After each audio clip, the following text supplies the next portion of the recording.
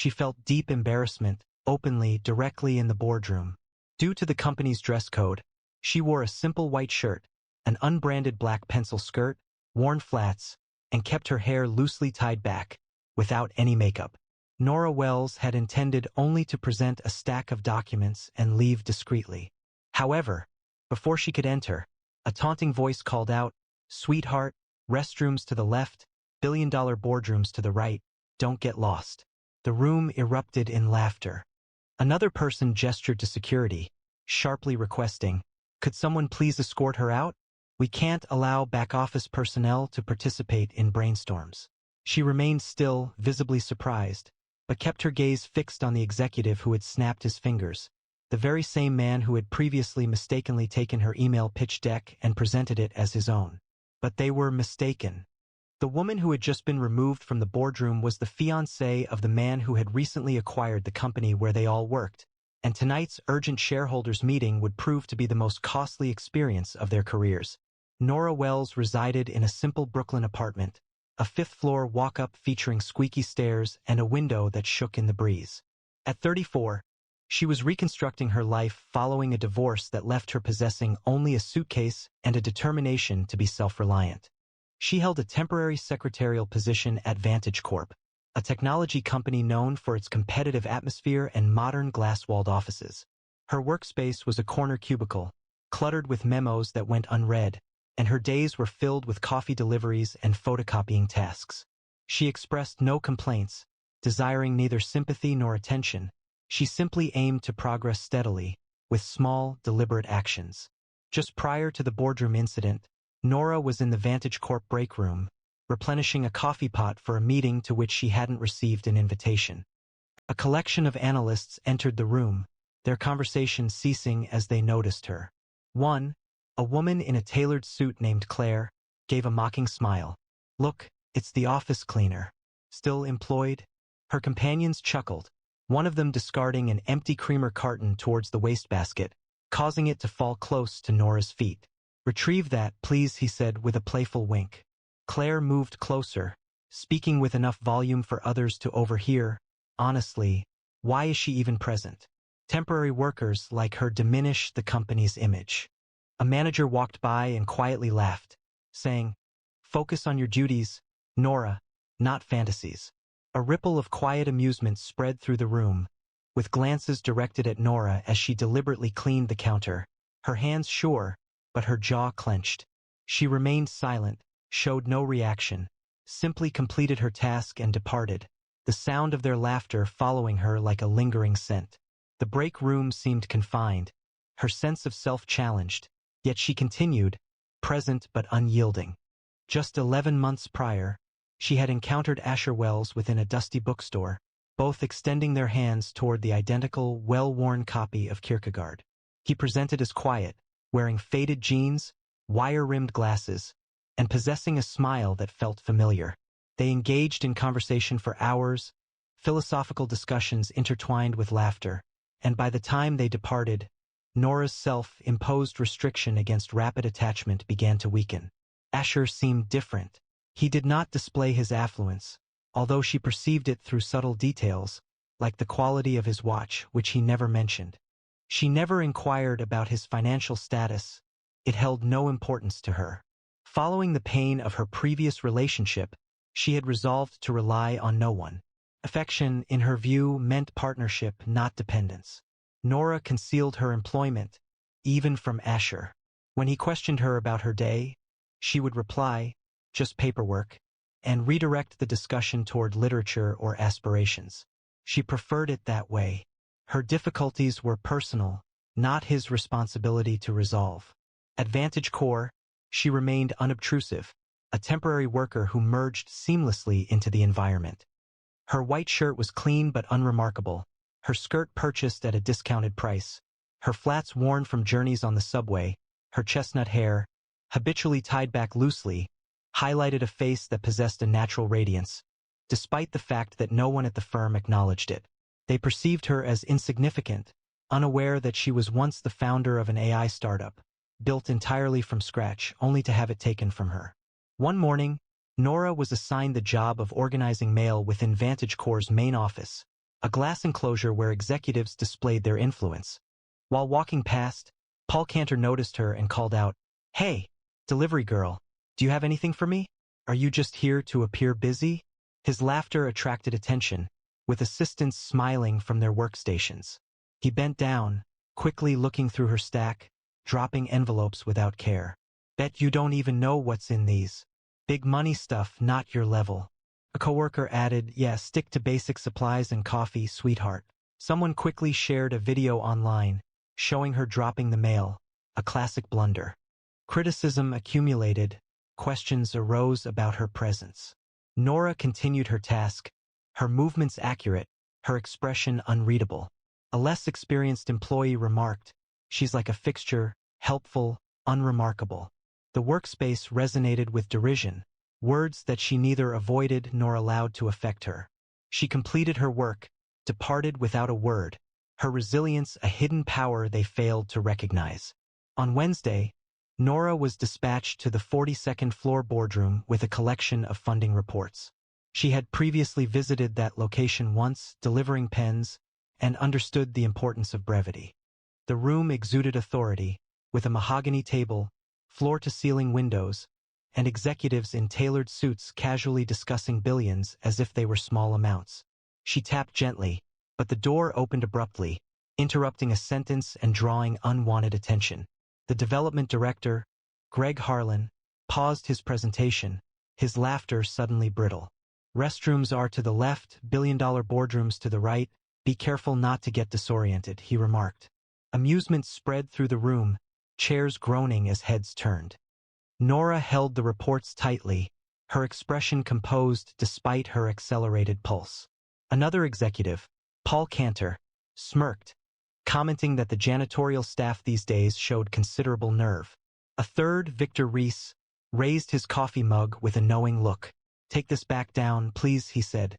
"It's a bit watery." He added, "Next time knock before entering." The room erupted in renewed laughter, their gazes fixed on her as if she were an exhibit.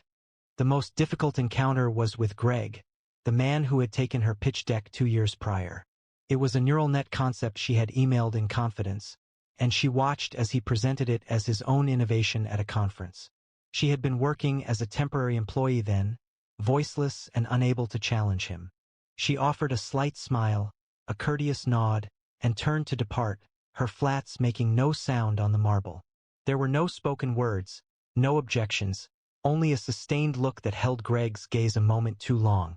The door closed behind her, their laughter muted but still painful. Returning to her cubicle, she arranged the reports in an orderly fashion, her hands remaining calm. She exhibited no tears, no outbursts. She simply concluded her shift, her thoughts already focused elsewhere. She thought of Asher, their dinner arrangements, and the future she was constructing, patiently and deliberately. Following a late shift, Nora awaited the elevator, her arms laden with files she's been instructed to reorganize by a mocking manager. Victor Reese entered, his cologne noticeable, his phone held to his ear.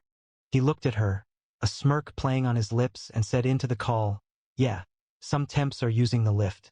He added, "I bet she's lost again." He ended the call, turning to her. "You know, Nora, you're like a ghost here. Nobody seems to notice you."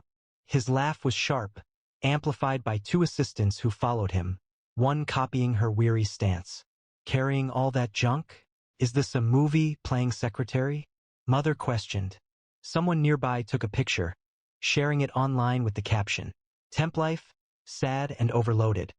Victor laughed, emerging as the doors slid open, playfully remarking, "Don't trip, dear. Wouldn't want you lingering." Nora remained motionless, her gaze unwavering, her quietness a defense. The elevator descended, its motor a low drone, carrying her downwards. Their unkindness was a burden she carried, but it didn't crush her. That afternoon, VantageCore's internal network failed due to a single email, urgent. Shareholder update. An unidentified fund had obtained 82% of the company's shares, taking effect immediately. Rumors spread quickly amongst the workstations. Would there be layoffs? Word of potential bankruptcy prompted an emergency board meeting scheduled for 6 p.m. attendance, was required for all senior staff. Nora noticed the email, her expression concerned, but dismissed it. She wasn't part of the senior team. She left work at 5 p.m., her bag over her shoulder, and went to meet Asher at their usual diner. While a company-wide meeting took place in the auditorium, Nora was tasked with distributing agendas, moving between lines of talking employees. Greg Harlan, on stage, noticed her and stopped speaking. "It seems our coffee server misplaced herself once more," he remarked, smiling as the audience chuckled. He signaled for her to approach, accepting an agenda and displaying it dramatically. "Nora, isn't it? Tell us, what does a temporary employee think of our major initiatives?" The room erupted in jeers, with one person yelling, "Back to the copy room." An assistant recorded the incident, sharing it online with the caption, "Temp gets roasted, priceless." Greg tossed the agenda back, grinning, "Focus on retrieval, not analysis, all right?" Co-workers murmured amongst themselves, their gazes pointedly noting her simple blouse and her reserved demeanor. Nora distributed the final papers, her action steady, her expression resolute. She departed the platform, their mirth a wave she traversed, her composure a beacon that could not be lessened. At the diner, Asher was less talkative than normal, his fingers drumming on the tabletop. "Something significant is occurring," he stated, his voice subdued. "Do you trust me?" Nora affirmed, intrigued, but withholding questions. He smiled, a brief spark of amusement in his eyes. "Excellent. I require you to accompany me this evening, to a place of importance." She paused.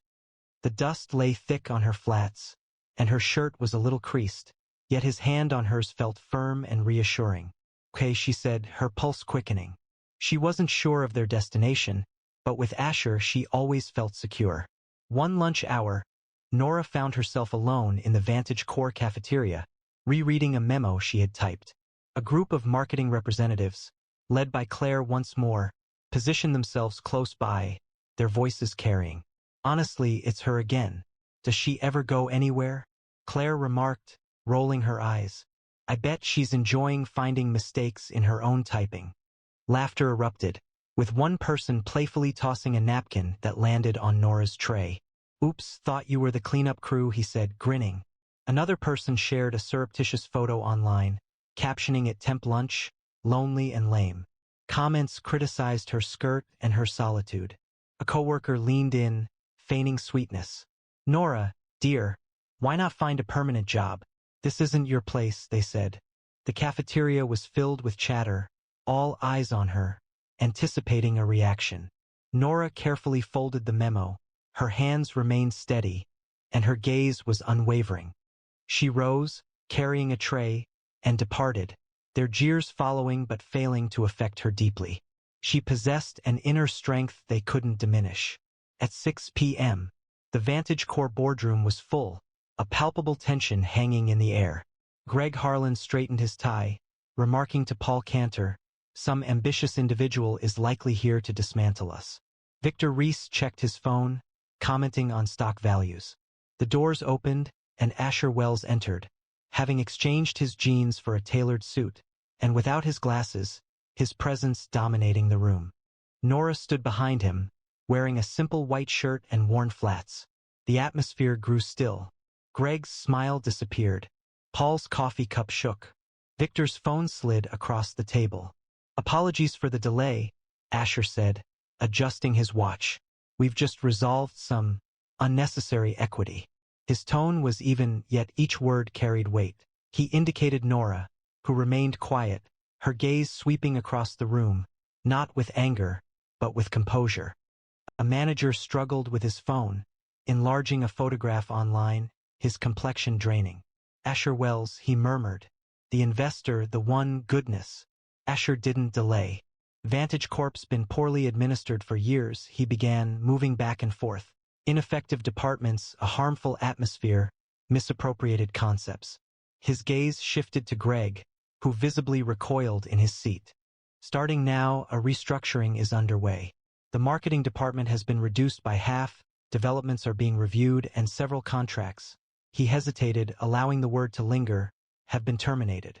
The sound of papers shifting and throats clearing filled the room. Paul coughed, his earlier confidence diminished. Victor jotted down notes, perspiration forming on his forehead. Then Nora moved forward. The room fell silent, all attention on her. Her voice, when she spoke, was calm and steady, like a river finding its course. If I had come here seeking revenge, I would be indistinguishable from any of you. I'm not requesting consideration due to my role as his wife. I'm requesting consideration because I demonstrated it. She didn't raise her voice, didn't point fingers. She simply stood there, her white shirt catching the light, her gaze steady as stone. Asher turned to her, his face softening, not protective, not possessive, but awestruck. He didn't see a woman to save. He saw a partner, a force, someone who matched his every step. The execs sat frozen, their earlier laughter a ghost haunting the silence. Greg's hands trembled, the stolen pitch deck feeling like an unbearable burden. Paul's mug remained untouched, growing cold. Victor's notes were scattered, his assurance gone. Nora's statement lingered, and Asher resumed the explanation, his voice now firm. Some of you know Nora as a temporary worker, he said, but she is much more than that. She is a founder, a visionary. And you, he directed his gaze at Greg, then Paul, then Victor, attempted to diminish her. He presented the plan, new leadership, a culture overhaul, a focus on innovation over egos. The room acknowledged, too surprised to object. The meeting concluded at 7 o'clock, and the boardroom emptied, executives departing as if reprimanded. That night, Nora and Asher were on her apartment's fire escape, city lights shimmering below. You didn't need to do this, she said, her voice quiet yet resolute. Asher shrugged, his hand briefly touching hers. I didn't do it for you. She felt compelled to act, given their unsuitability to lead a company that had harmed someone like her. She acknowledged his sentiment with a smile, not for the praise, but for the honesty she saw in his expression. The details of the meeting were never revisited. Instead, they simply shared a quiet moment as night enveloped them, two individuals who had connected in a world that sought to diminish them. The following morning, Vantage Corps was in disarray. Greg Harlan was terminated, his lauded innovation revealed to be Nora's misappropriated work. News outlets published headlines. Exec fired for IP theft. Paul Cantor's department underwent significant restructuring, culminating in his resignation. Victor Reese retained his position, though his authority diminished, signified by the abandonment of his coffee mug. Rumors circulated suggesting Asher Wells possessed vast wealth and operated as a secretive investor, capable of rapidly reshaping organizations. And Nora? Her role extended beyond being Asher Wells's fiancé. She proved to be an individual whose abilities were previously disregarded. By the week's end, Vantage Corps' established leadership faced collapse, and Paul Cantor's resignation failed to prevent it. Clients abandoned his side projects, referencing ethical concerns following the emergence of Nora's stolen pitch. His LinkedIn profile disappeared, and his claims of significant achievements were ridiculed in industry discussions. A widely shared post stated, "Cantor's out, guest snapping fingers doesn't pay." His department, formerly his domain, was restructured with new personnel, and his name was removed from internal communications. Staff members discussed his departure, with some imitating his smirk as they walked past his vacant office. Paul attempted to present proposals to competitors, but was consistently rejected. Many questioned the character of a man who had spoken dismissively of a brilliant mind. The coffee mug he left behind was discarded, marking a conclusive end to his period of influence. Applause erupted from the audience, their resentment transforming into victory as Nora's revelations redefined his reputation. A week later, a journalist representing TechBit conducted a more thorough investigation, revealing details of Nora's history. She had established Neuropath, an AI startup, at the age of 27. Her algorithms were exceptionally innovative, predictive models with the potential to significantly improve healthcare. Her partners, connected to Vantage Corps' initial investors, had acted against her, altering patents to exclude her. She had contested this in court, lost all she possessed, and subsequently left. A divorce followed, with her former spouse aligning with those who prevailed. Nora remained composed. She began anew, accepting temporary employment and steadily reconstructing her life. The article gained widespread attention, highlighting the promising talent they attempted to suppress. Victor Reese's decline was gradual, yet equally severe. His former authority diminished as Nora's vision gained prominence. His professional relationships deteriorated as people remembered his past behavior, including his hurtful comments and subtle criticisms. A released email revealed his disparaging remarks about her, which was now widely circulated online under the title Reese's Big Mississippi. His presentations failed, with clients expressing concerns about his integrity. He was reassigned to a smaller workspace, while his former corner office was given to Nora, a coder she had previously guided. Public opinion turned against him, with online commentary focused on his downfall. His presence diminished, his voice barely audible during meetings. The board retained him, but as a cautionary example, a remnant of hubris, eclipsed by Nora's brilliance. The audience erupted, their hands raised in triumph as his derision dissolved. Nora's power, the definitive statement. Staff at Vantage Corps viewed the performance and recognized the pattern. The temporary employee they had disregarded was exceptional. She was a visionary who prioritized humility over retribution. Some experienced regret, recalling dismissive remarks in the break room. Others felt admiration, passing her former cubicle as if it were a sacred space. Nora did not revel in the attention. She continued her work, now operating from a modest office Asher had established, prioritizing utility over appearances. She was developing concepts, innovative systems, more equitable hiring practices, and fostering a work environment where everyone felt valued. One evening, Asher scheduled a gathering, choosing the cafeteria, where the genuine efforts occurred instead of the boardroom. Cleaners, clerks, and coders occupied the space, their expressions showing interest. "I'm not intending to lead this place permanently," Asher stated, speaking directly. "I'm here to resolve its issues, and I can't accomplish that without her." He nodded to Nora, who stood close by, her flats still showing wear, her shirt still simple. She didn't acknowledge the applause with a smile. Instead, she spoke, her words direct and honest. "Vantage Corps is failing because it prioritized egos over ideas," she stated. "I understand what it's like to be where you are, to be ignored, to be disregarded. That changes now. We are creating a company where your contributions are valued, not your position." The room was silent, completely attentive. A janitor nodded, his eyes shining. A coder raised her hand, suggesting an app she had previously hesitated to present. Nora listened intently, taking notes with sharp focus. When she finished, the cafeteria was filled with a sense of potential, rather than fear. Several weeks passed before the media frenzy began. Secretary Mary's billionaire investor. The tabloids declared, publishing photographs of Nora's flats and Asher's watch. Nora chose to disregard the attention, but a TechBit journalist continued to investigate, positioning her as the central figure of the narrative. Nora Wells didn't return. She constructed a new pathway, the article stated, outlining her startup's challenges, her unwavering spirit, and her progress. Public reaction was immediate. Many proclaimed Nora Wells as the leader needed. Vantage Corps stock, initially unstable, increased significantly as customers lauded the updated approach. Nora's selection as Chief of Culture and Innovation wasn't a simple occurrence. It signaled a significant shift. She entered her initial board meeting, not in a formal suit, but in her standard skirt and shirt. The assembled members rose, not from intimidation, but from deference. Greg's seat was vacant, Paul's nameplate removed. Victor remained composed, his voice quiet. Nora made no triumphant statements. She articulated her vision, transparency, mentorship, prioritizing ideas over hierarchy. A junior analyst proposed a solution for their AI platform. Nora acknowledged him, offering him a marker. "Let it," she instructed. The room seemed to release its breath, reinvigorated. The wedding proceeded discreetly. There was no media coverage, no spectacle.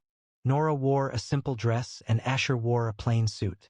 They selected a Brooklyn rooftop, where string lights gently swayed in the breeze. The guest list was carefully curated.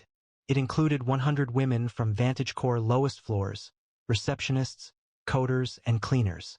Everyone received a personal, handwritten invitation, written in Nora's characteristic neat and welcoming style. The ceremony focused not on displays of authority, but on a reimagining of it. A clerk recited a poem she composed, her voice filled with emotion. A coder offered a toast, praising Nora for recognizing them. Asher observed, holding Nora's hand, his expression conveying volumes. This represented their community, collaboratively created. During the press conference a few days afterward, photographers crowded around, but Asher kept his remarks concise. "I didn't acquire this company because she's my wife," he stated, his voice calm. "I acquired it because they previously attempted to undermine the most exceptional woman I've ever known." He moved aside, allowing Nora to take the microphone. She spoke briefly, simply thanking her team, her gaze directed towards the women in the back, her guests, her supporters. The audience erupted, not for material gain or retribution, but for a woman who had transformed suffering into a meaningful mission. The operational center shifted. Hallways formerly bleak now resonated with innovation. A more sustainable proposal for environmentally friendly supplies was approved, her name included in the policy. The launch of a coder's application was celebrated, with her joyful expression featured on the company blog. Nora's office remained accessible, her door consistently unlocked. She dedicated extra hours, driven by genuine commitment. Her efforts encompassed every memo, every meeting, and every opportunity to restore what was damaged.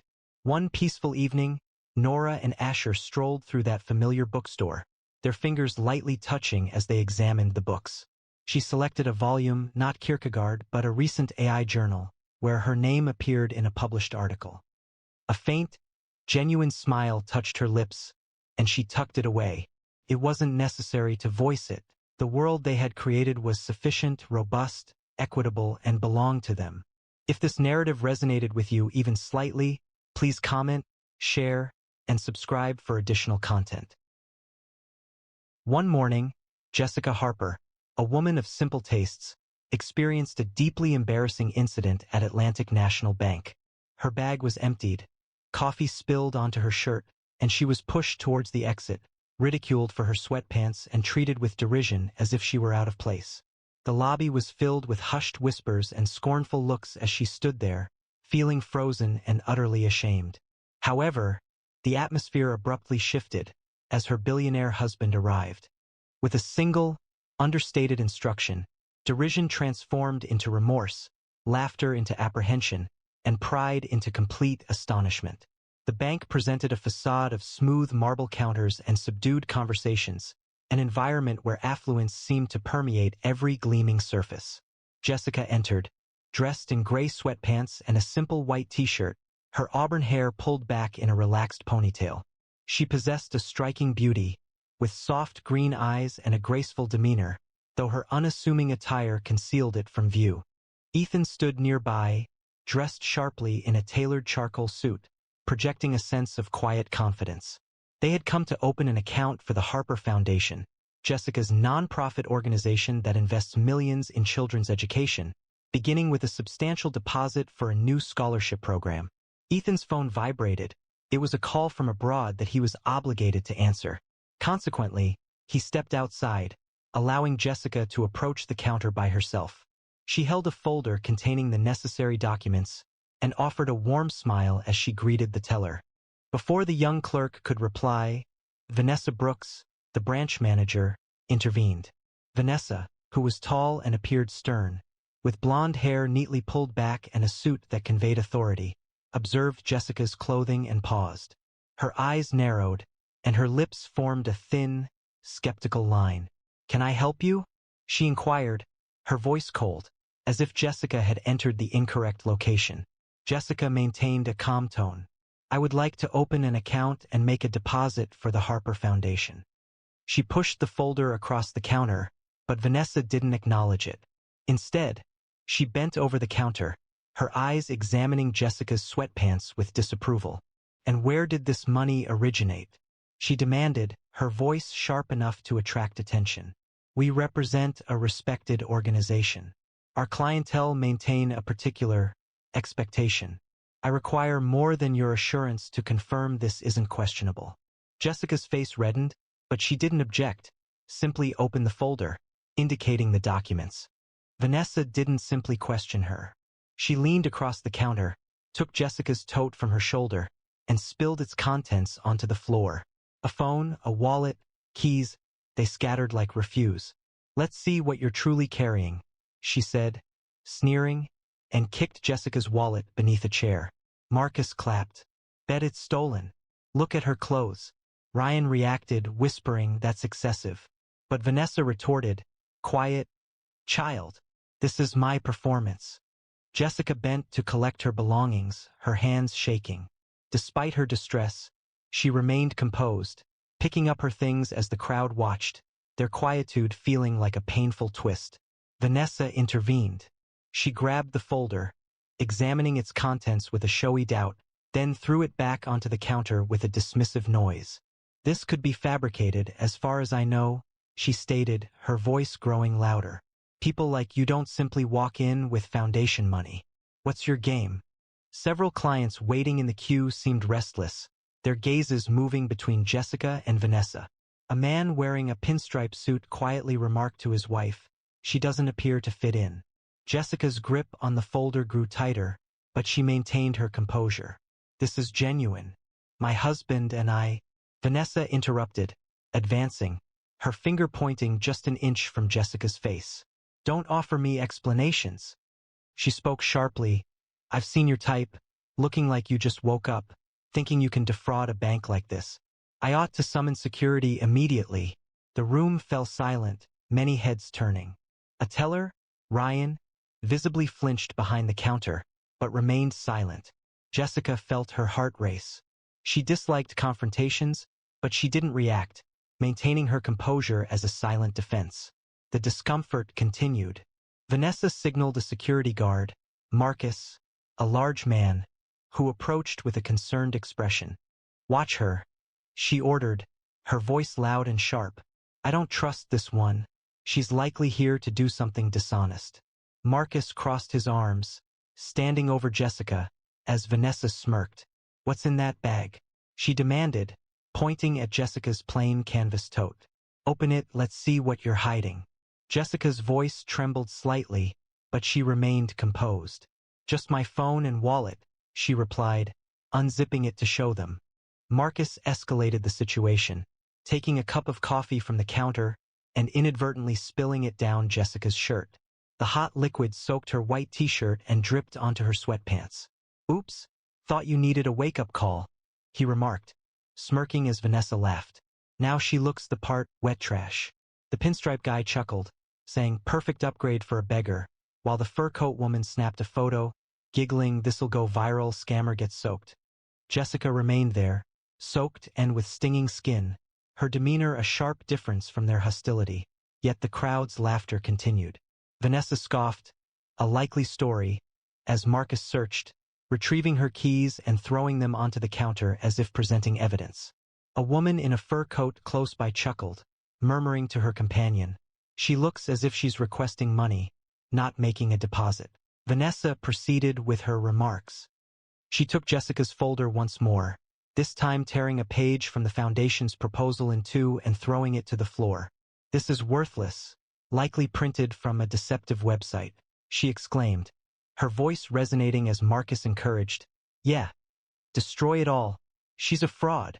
The man in a pinstripe suit gave a knowing smile. She should have remained where she came from. A young teller named Lisa averted her gaze, feeling embarrassed but not speaking. Jessica reached down to gather the damaged paper, her hands trembling. She remained silent, simply returning the document to its folder, her composure highlighting the harshness of their actions. The man in the pinstripe suit nodded, a mocking laugh escaping his lips, suggesting she was deceiving them. Jessica briefly closed her eyes, focusing on maintaining her composure. She didn't require their approval. She led a foundation that positively impacted lives, yet their criticism felt sharp. She had encountered this type of assessment previously, people evaluating her based on her appearance, but never with such intensity, never so openly. Her fingers brushed the folder, clinging to the truth inside as Vanessa's finger jabbed closer, grazing her cheek. "You're wasting our time," Get out before I have you escorted. As Vanessa's finger grazed her cheek, Grace stepped in closer, shoving Jessica's shoulder hard enough to make her stumble, her sneakers slipping on the wet floor from the coffee spill. Move it, con artist, out of here, he growled, while Vanessa screeched, get her gone before she stains the place. The woman wearing a fur coat applauded, saying, finally, clear out the undesirables. And the man in pinstripes threw a crumpled receipt at her, shouting, take your rubbish and leave. Jessica regained her composure, coffee spilling, paper scattering. However, she remained firm, her silence a challenge they were unable to subdue. At that moment, Ethan re-entered the room. The call concluded, concerning a business matter in Singapore, and he paused, his gaze fixed on the unfolding situation. Vanessa's finger was near Jessica's face, Marcus was nearby, and onlookers were observing. His jaw became rigid, but his voice, calm and authoritative, resonated. You are addressing my wife. The entire bank fell silent. Ethan's voice didn't merely quiet the room. It resonated like a sudden, powerful sound, halting Vanessa in the middle of an expression, her fingers still suspended in the air, as if illuminated by a focused beam of light. The murmur of the crowd ceased abruptly, giving way to a collective intake of breath that seemed to drain the air. Vanessa's strong arms fell limp, as if they had lost their function, and the man in the pinstripe suit's mouth dropped open, his tie appearing like a rope around his confident throat. Jessica's green eyes briefly met Ethan's, a hint of reassurance visible beneath her composed expression. And the bank felt constricted, as every head turned towards the man in a suit who had just overturned their reality with 5 straightforward words. Vanessa's finger fell, her face paling. Ethan did not hurry. He walked, each step a measured rhythm that resonated off the marble, his suit slicing through the disarray like a blade through paper. Jessica breathed out, her shoulders relaxing for the first time since Vanessa's finger brushed her cheek. The coffee stain on her shirt, now a symbol of perseverance as Ethan's presence enveloped her like armor. The woman in the fur coat dropped her phone. It fell to the floor with a clatter, effectively ending her chance for a viral photo moment. Ryan's eyes widened behind the counter, a smile playing on his lips. He anticipated this, and it arrived, a spectacle impossible to overlook. Marcus retreated, his hands relaxing. A palpable tension filled the space as Ethan arrived beside Jessica, his hand lightly touching her arm, a silent assertion that resonated more powerfully than any proclamation.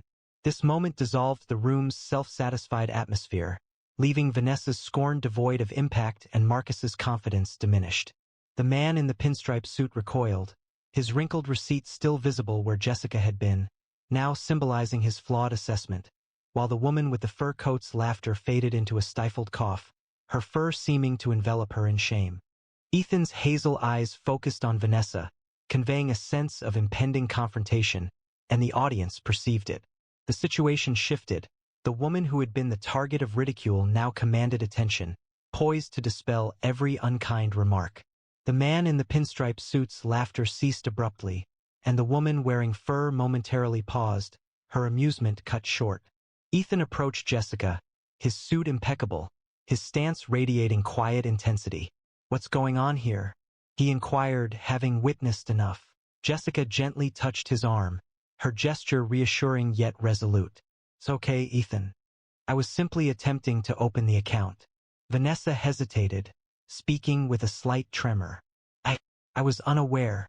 Ethan's gaze sharpened, interrupting her. What did you not realize? That she is my wife, or that she is more valuable than your entire branch? A palpable tension filled the room, as murmurs spread as people understood the situation. Ethan Harper wasn't merely wealthy. He was a billionaire investor, a dominant figure with over $300 million held at Atlantic National, his name frequently appearing in financial news. Vanessa's confidence faltered, her hands moving nervously with her blazer. Sir, I was simply being careful. Ethan shook his head, his voice firm but pointed. Careful? You publicly accused her of fraud because she wasn't wearing a designer dress. That isn't carefulness. That's presumption.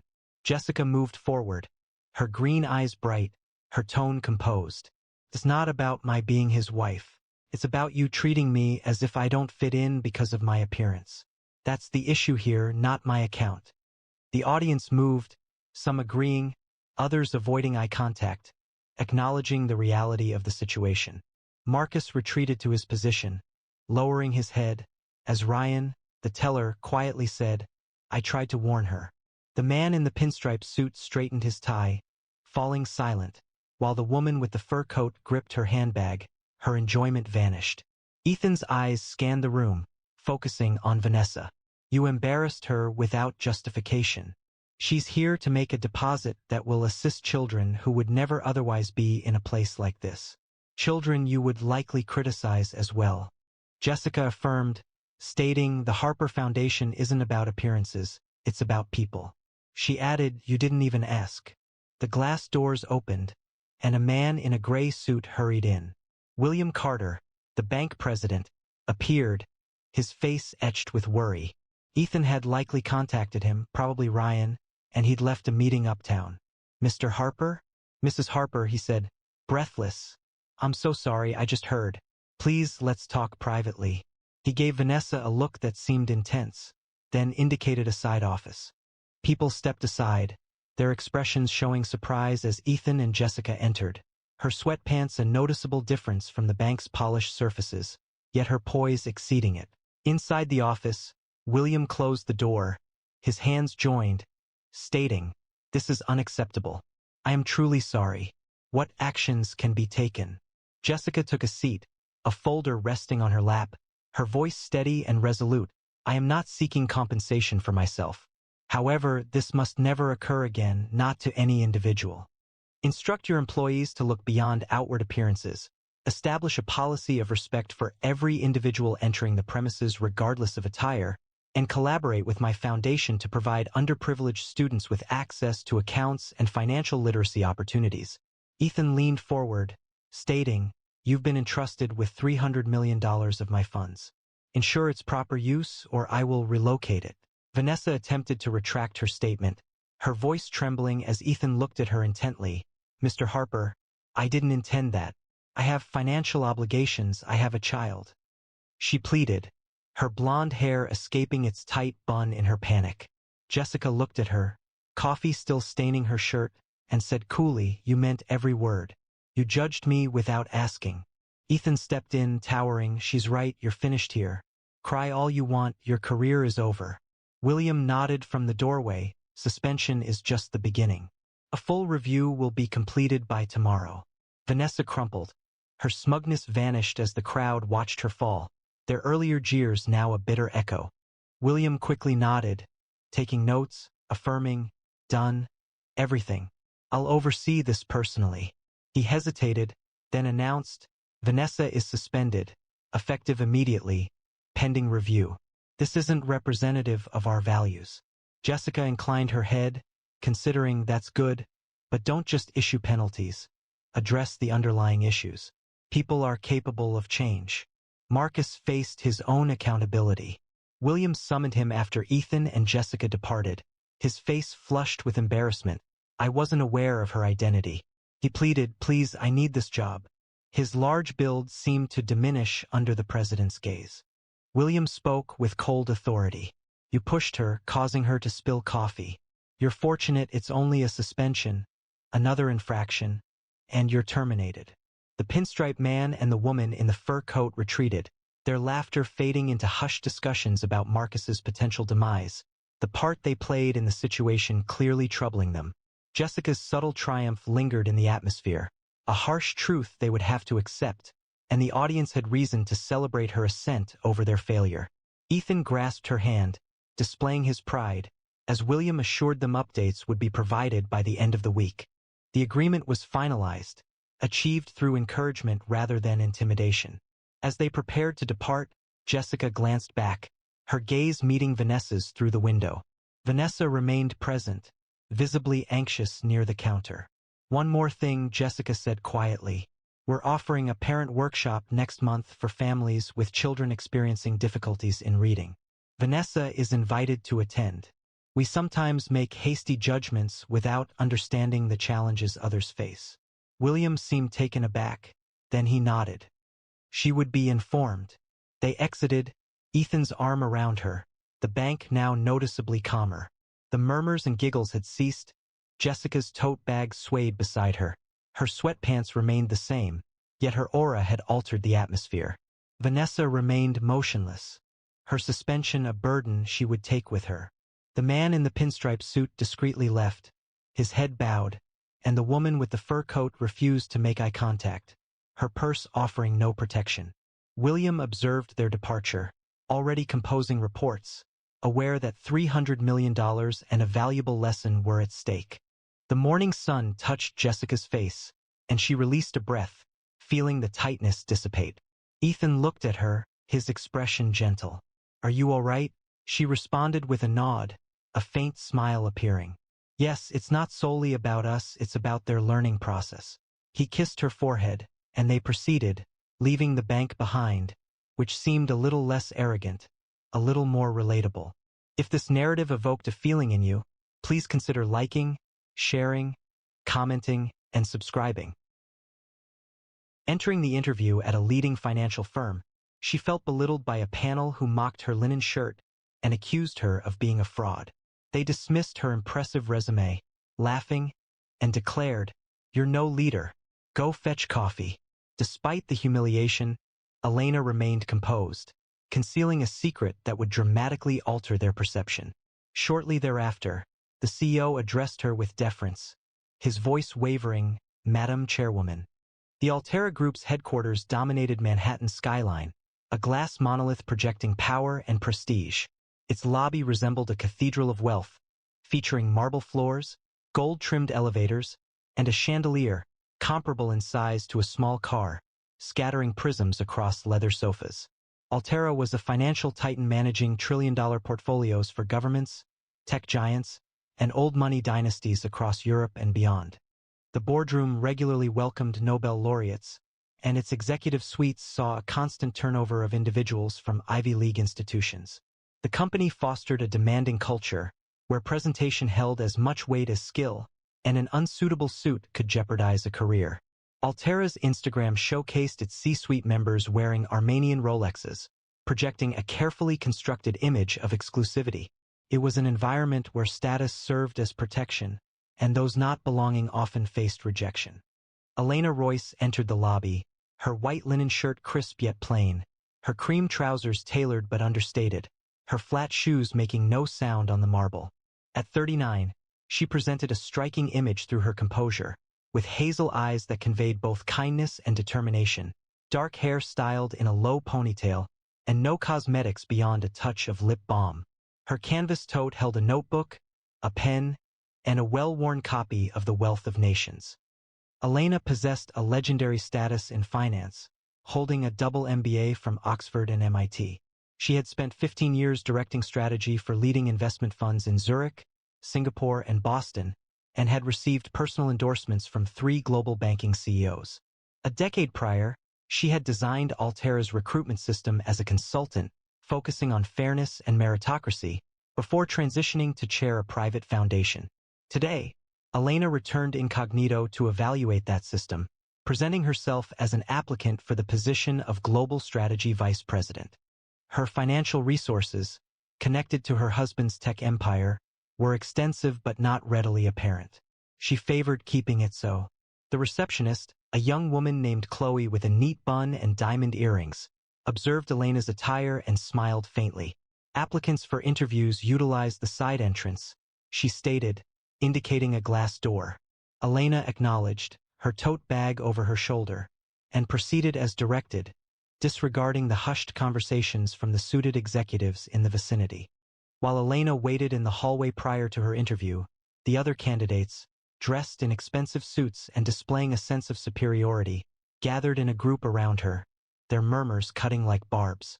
Lila Tate, wearing a Gucci skirt, gestured toward Elena's tote and laughed, remarking, "Is that her briefcase or a grocery bag?" Jared Holt, considered the frontrunner, added to the mockery, tossing a crumpled dollar bill near her feet. "For your dry cleaning," he said with a sneer, eliciting laughter from the assembled group. A fellow applicant, Ethan Crane, identifiable by his Rolex, took a photograph and shared it within a group chat called Altera Wannabes. He captioned the image hat budget candidate.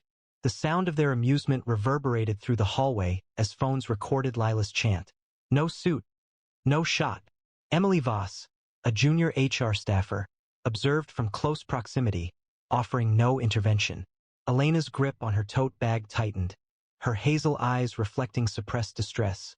Yet she maintained an upright posture, her composure a silent challenge to their unkindness. The video appeared on Instagram, quickly accumulating 10,000 views, and each comment felt like a personal affront. Lost in turn? One person wrote, followed by laughter. Or the cleaning crew, another added, their amusement cutting. The side entrance opened onto a clinical hallway, where Elena joined a queue of applicants, primarily dressed in tailored suits and carrying leather briefcases. Jared Holt, a man in a pinstripe suit, looked down at her tote and remarked, "Hope you brought a better pitch than your wardrobe." His words intended to be heard and eliciting further laughter. Elena's hazel eyes shifted, but a faint smile touched her lips, her composure a quiet fortress. Within the interview room, a modern conference space featuring floor-to-ceiling windows, the panel was assembled. HR Director Michael Callahan, a man of substantial build in a $5,000 suit, Senior Manager Vanessa Klein, her red lipstick a sharp contrast against her tailored blazer, and Director of Operations David Rees, his cufflinks catching the light as he reviewed documents. Their gazes assessed Elena's appearance, their smiles restrained and calculated. Callahan reclined, a chuckle escaping him. "Are you the candidate? I assumed you were the coffee lady." Vanessa offered a smirk, commenting, "Is this your interview attire? Did nobody mention Altera has a standard?" The room's atmosphere grew heavy, their assessment a tangible presence. Elena spoke, her voice steady and deliberate. "Please review my resume, and let's begin the interview." Callahan scoffed, dismissing her file without opening it. "We'll get to that," he stated, his voice laced with disdain. The panel's inquiries seemed routine and intended to quickly end the discussion. While Elena tried to respond to Vanessa's shallow question regarding mergers, the panel seemed to intentionally undermine her. David Rees activated a projector showing a slide labeled Candidate Attire Standards featuring a photograph of a woman in a linen shirt closely resembling Elena's, marked with a red X. He stated with a smirk, and as the room chuckled, "This is you." Callahan then cut her off, demanding, "Speak louder. It's hard to focus with that outfit." Vanessa dropped a second test, 5 pages of conflicting financial models while still explaining, mentioning, "Oh, and this one's due in 3 minutes." The panel chuckled, their pens tapping, as Jared glanced in, winking at Callahan. The sabotage was obvious, a display intended to unsettle her. Elena's pen hesitated, her hazel eyes focusing, but she kept writing, her demeanor steady. A screenshot of the slide appeared, shared on the Altera Elite Slack with the caption, "Shash, dressed to fail." Each share felt like a public humiliation of her. "Describe your experience with high-stakes mergers," Vanessa inquired, her pen tapping with impatience. Elena started explaining her involvement in a $50 billion deal in Singapore, but David interrupted her. "That's sufficient," he stated, a smirk playing on his face. "It seems like assistant-level work."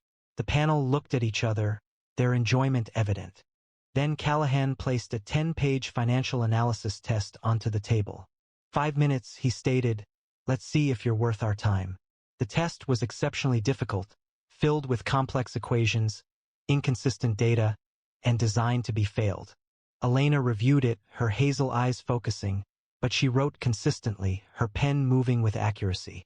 When the time ended, Vanessa took the papers, giving them only a brief look. "You don't align with our leadership culture," she stated, her voice resolute. The reasons given were incorrect attire, a lack of presence, and a poor test performance. Before Elena could reply, Jared Holt, the candidate waiting outside, entered, his pinstripe suit sharply visible. He had been previously chosen.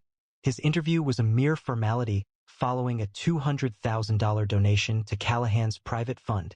Jared gave Vanessa a wink, and she returned the gesture, moving his file to the top. "Now this is leadership material," she announced, making certain Elena heard. The panel chuckled. Callahan patted Jared's shoulder. "You're our guy," he stated, disregarding Elena's presence. The room's established order was evident. Wealth and appearances held more value than qualifications. Elena rose, holding her tote, and inclined her head, her voice calm but resolute. I am unaware of any candidate so remarkable that the panel would dismiss all established criteria, encompassing experience and ethics. However, if a financial offering is sufficient to influence a decision, then today's assessment is superfluous. A palpable silence fell. Callahan's face flushed, his hand striking the table as he rose. Are you suggesting we solicit bribes? He demanded.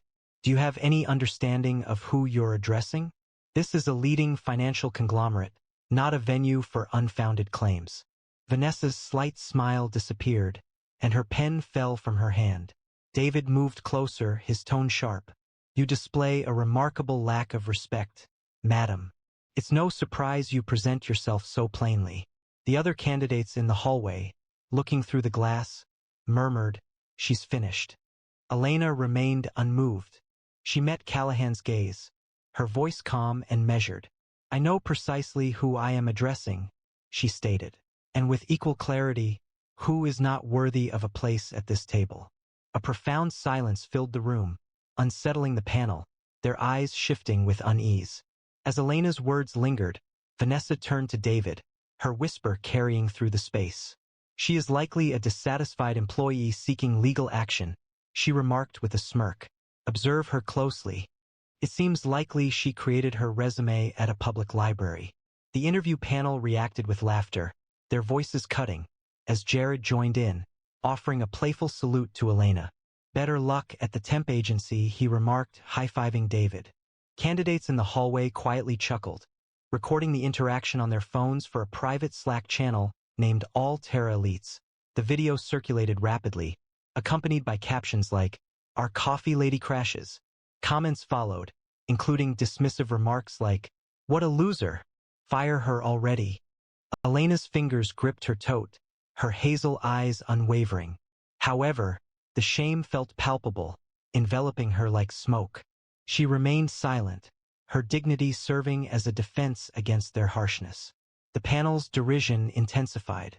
One man, still visibly angered, snatched Elena's test and ripped it in half, throwing the fragments onto the table. This is our assessment of your abilities, he declared, his voice resonant. You are consuming our time. Vanessa rose, the sound of her heels sharp, and indicated Elena's tote. Check that bag before she leaves, she instructed a security guard stationed by the door. She added, I wouldn't be surprised if she's got company pens in there. The guard, a stocky man named Victor, smirked and approached, his radio emitting static. Open it, ma'am, he said, his tone suggesting suspicion. Elena calmly unzipped her tote, displaying only her notebook and book. But the guard shook his head, murmuring, shady. The panel chuckled. With Jared taking a photo, the flash illuminated Elena's face. An image appeared on Twitter, labeled as an all-terror rejection, and quickly gained 5,000 retweets. Elena's jaw clenched, but she secured her tote, maintaining her composure. Beyond the glass walls, the other candidates created a barrier, their murmured comments forming a wave of disapproval. No wonder she's struggling, one remarked, a woman in a Gucci skirt named Lila Tate. Another, a man wearing a Tom Ford suit, added, I'll wager she's never been in a boardroom. The sound of their laughter resonated, phones recording as Elena passed by, her apartment quiet. Lila created a TikTok, adding her commentary over the video. This is why Altera's elite. We don't allow just anyone in. The video quickly reached 50,000 views, each share feeling like a public embarrassment. As Elena approached the elevator, a junior HR staffer, Emily Voss, smiled, saying, Wrong floor, hun. Janitors used the service lift. A sudden burst of laughter filled the hallway, the candidate's amusement sharp and jarring, but Elena remained composed, pressing the button as her hazel eyes focused on the doors, her demeanor concealing a fierce determination.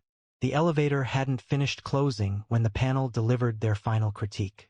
Callahan arrived in the hallway, clutching Elena's untouched resume, and declared, Don't expect to return, you're blacklisted. He ripped the file, scattering the pages across the floor before the candidates. Vanessa followed, her tone laced with animosity. "Take your little book with you," she said, nudging Elena's copy of The Wealth of Nations towards her. The candidates responded with cheers, Jared shouting, "Back to the library." The security guard laughed quietly, his radio static as he murmured, "Thought she'd cause trouble." The video of the resumes shredding quickly spread online, with the hashtag #AlteraElites trending in all comments. The general sentiment was, she deserved it. No class, no chance, a fresh wound. Elena grasped her book, the weight of betrayal in her tote, and entered the elevator, holding her head high. Shortly after, the boardroom doors opened, and Gideon Price, the CEO, walked in. At 50 years old, he was a renowned figure, possessing a strong jawline, silver-flecked hair, and blue eyes that commanded attention. Gideon had transformed Altera into a worldwide leader, his reputation for impartiality as respected as his intelligence. Without looking at the panel, he walked purposefully toward Elena, who had been brought back by his assistant, Lucas, a young man in a navy suit. The atmosphere in the room changed, and the panel's expressions softened. Gideon halted before Elena, his voice a low and steady tone. "Madam Chairwoman," he said, inclining his head slightly, "I apologize for the delay." The room felt heavy, and the panel's complexions paled. Elena released her coat, exposing a gold-plated badge affixed to her shirt, identifying her as chairwoman of the board, Elena Royce. She addressed the panel, her hazel eyes displaying a controlled coolness. "I did not come here seeking employment," she stated, her voice clear and resonant. She hesitated, her eyes meeting those of Callahan, then Vanessa, then Jared. "And the conclusion is negative." Following Gideon's words, "Madam Chairwoman," the panel's confidence dissolved into fear. Callahan's face turned pale, his $5,000 suit offering no protection as he stammered, "Chairwoman? This is a mistake." Vanessa's heels shook, her red lipstick a striking contrast to her pallor as she gripped the table, murmuring, "No one told us."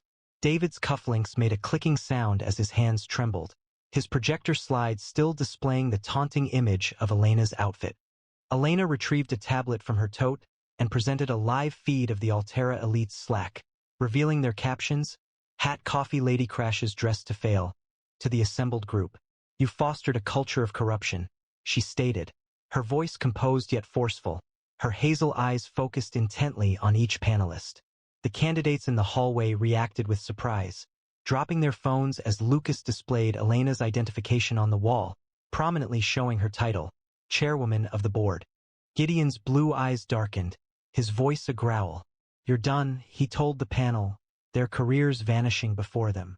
The room's silence served as a verdict, their fear a palpable force as Elena's power altered their world. Gasps spread through the room, the candidates in the hallway stopping, their phones lowering. Callahan's mouth opened but no words came. Vanessa's heels wobbled, her red lipstick a striking contrast against her complexion.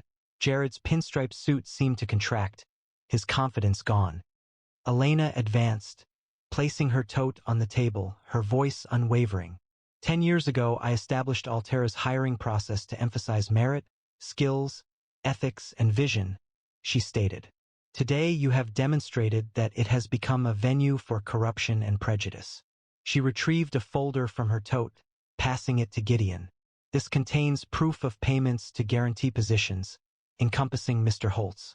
The folder specified Jared's $200,000 contribution, bank transfers linked to Callahan's account, and emails from Vanessa assuring Jared the position. A wave of shock rippled through the panel. Their hands shook. Gideon's expression grew severe, his voice firm. He announced, "Effective immediately, Mr. Callahan, Ms. Klein, Mr. Reese, and Mr. Holt are suspended pending investigation." The security guard, Victor, visibly lost color, his radio unresponsive as Lucas led him away.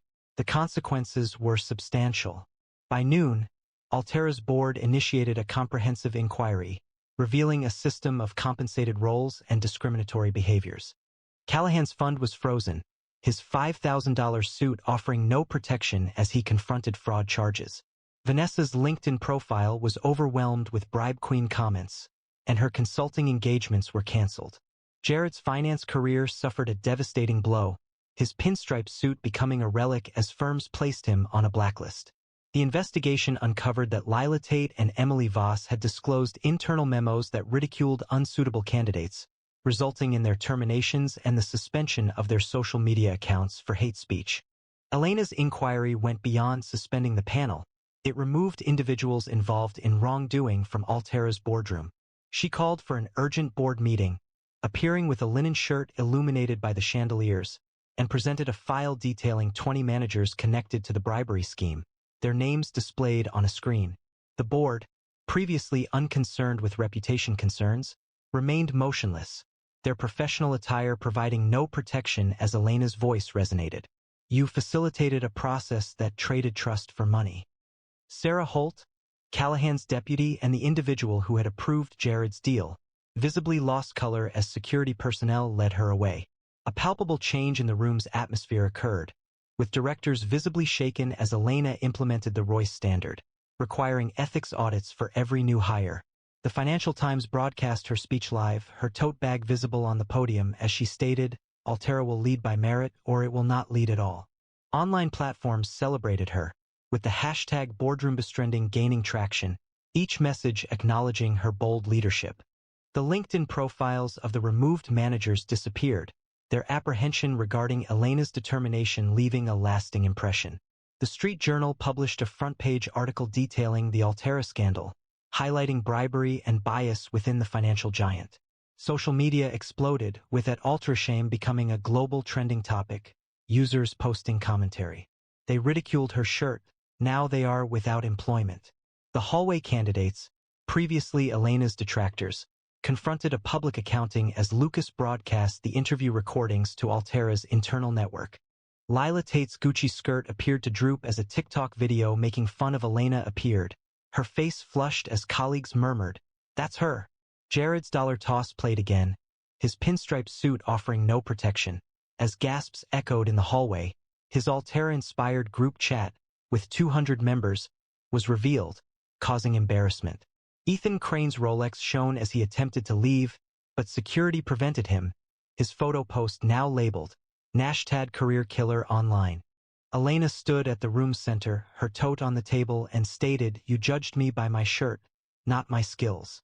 Now the world sees your character." The footage appeared on LinkedIn, accumulating 5 million views, with comments such as, "They're finished. Elena's a queen." A cheer arose for her triumph. The candidates' careers suffered a collapse, their elitism becoming a public embarrassment, their fear of Elena's power serving as a lesson reflected in their downfall. The audience responded with enthusiasm on social media, with Royce rules trending as Elena's justice prevailed. Footage from a leaked interview, provided to a news outlet by Lucas, reached 30 million views. The video depicted Callahan ripping Elena's test, Vanessa's request for a bag check, and Jared's taunts, contrasted with Elena's composure and Gideon's bull. The phrase "Madam Chairwoman" became a recurring theme on TikTok, with each mention celebrated as a sign of Elena's victory. Videos of the candidates, including Lila's TikTok and Jared's photo, were transformed into memes bearing the caption "Elite Losers." Altera's Instagram, previously a platform displaying authority, was overwhelmed with comments expressing disapproval, such as "Shame on you," seeking justice for Elena. The board's apology, released at 6 a.m., was overshadowed by online criticism, and the company's reputation became a warning example. Elena went beyond suspensions. 1 week later, she appeared at a press conference wearing a plain navy blazer, with a tote bag on the podium, to announce Altera's revised recruitment policy. She stated, with unwavering hazel eyes, that all applications would be submitted anonymously, without names, photos, or personal branding. Only skills would be considered. A wave of applause and flashing cameras filled the space. The new policy, known as the Royce Standard, prohibited evaluations based on appearance, requiring anonymous reviews for all positions. Forbes described it as a seismic shift in executive recruitment, and organizations such as Goldman Sachs and UBS implemented comparable procedures. Elena's Royce Standard created a significant impact far beyond Altera, compelling international companies to confront their own biases.